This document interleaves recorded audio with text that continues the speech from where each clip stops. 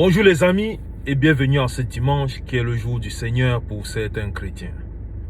Ouais, j'ai dit le jour du Seigneur pour certains chrétiens. Ne me demandez pas si je suis chrétien ou pas. C'est un commentaire d'un autre jour.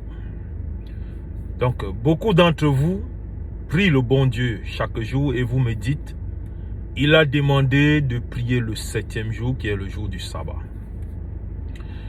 Et si vous vous rappelez bien, le Seigneur, le Dieu Tout-Puissant, a travaillé pendant 6 jours. Puis, le 7e jour était le jour du repos, le jour déterminé pour le servir. Donc, vous qui attendez le 7e jour pour le prier, et pourtant les 6 autres jours, vous n'avez rien fait, confessez-vous d'abord. C'était juste pour passer. Donc, les amis, nous tous, nous prions Dieu. Je veux vous conter l'histoire d'un père de famille américain en 1989, Isaac Wright Jr. Père de famille, condamné à près de 30 ans de prison pour un crime qu'il n'a pas commis, comme baron de la drogue. Étant en prison, pas assez de moyens, parce que tout ce qu'il avait comme moyen, il fallait que sa famille survive. Il ne pouvait pas prendre un avocat, mais il s'est rendu compte que à la bibliothèque de la prison, il y avait des documents sur le droit. Il s'est mis au droit, il s'est mis à apprendre le droit. Pendant 7 ans de prison, il a aidé à libérer 20 co-détenus. Et ensuite, il a fait appel pour se défendre lui-même. Et la cause a été disqualifiée. Il était libéré. Donc mes amis, pourquoi est-ce que je vous raconte cette histoire? Vous savez, le paquet que vous attendez de Dieu se présentera. Le cadeau que vous attendez de Dieu se présentera dans un paquet dont vous n'attendez même pas. Donc vous ne vous attendez pas. Donc prêtez attention. Soyez gentils avec tout ce dont vous trouvez. Même ceux qui ne peuvent rien vous donner, soyez gentils. Ne soyez pas gentils avec Elvis parce qu'il est en Europe et il peut vous donner quelque chose. Soyez aussi gentils avec Kamdem ou bien Ayolo qui est dans la rue et est mendiant. Ou Moussa qui arrange vos chaussures au quartier. Parce que le cadeau que vous attendez de Dieu se présentera dans un paquet dont vous n'espérez pas.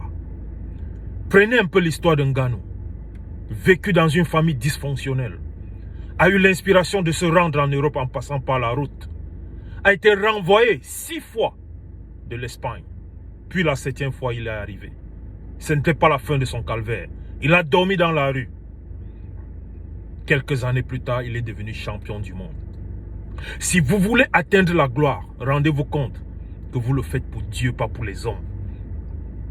Vous voulez montrer une voie à l'humanité, aux hommes, aux êtres humains.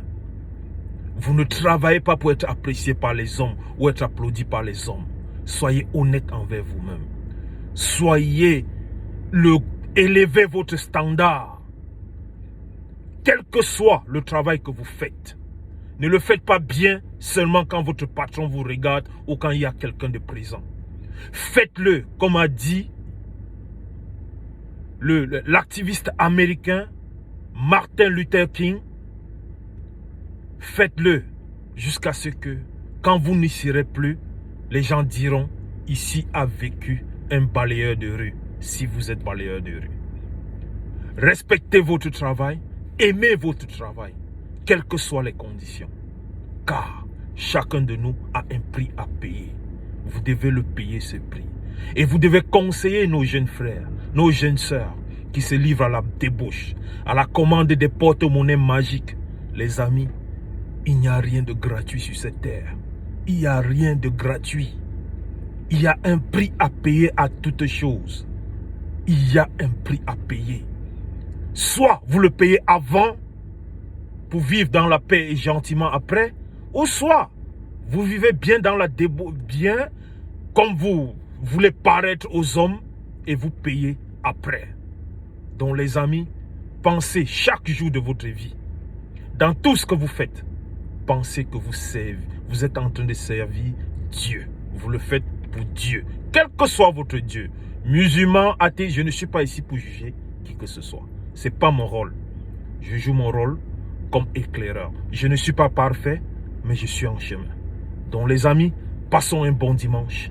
À très bientôt.